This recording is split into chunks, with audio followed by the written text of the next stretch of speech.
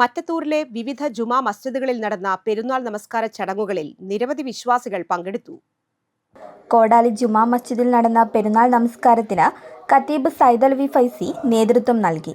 പത്തുകുളങ്ങര ജുമാ മസ്ജിദിൽ ഷംസുദ്ദീൻ ദാരിമിയും വെള്ളിക്കുളങ്ങര മുഹ്യിദ്ദീൻ ടൗൺ ജുമാ മസ്ജിദിൽ ഇമാം മുസ്തഫ ഫൈസിയും പെരുന്നാൾ നമസ്കാരത്തിന് നേതൃത്വം നൽകി. കൊടകര ടൗൺ ജുമാ മസ്ജിദ്, മറ്റത്തൂർ നെല്ലിപ്പറമ്പ് ജുമാ മസ്ജിദ്, വെള്ളിക്കുളങ്ങര റിഫായി ജുമാ മസ്ജിദ്, നായാട്ടുകുണ്ട് ചൊക്കന ബദരിയ ജുമാ മസ്ജിദ് എന്നിവിടങ്ങളിലും നിരവധി വിശ്വാസികൾ പെരുന്നാൾ നമസ്കാരത്തിൽ പങ്കെടുത്തു.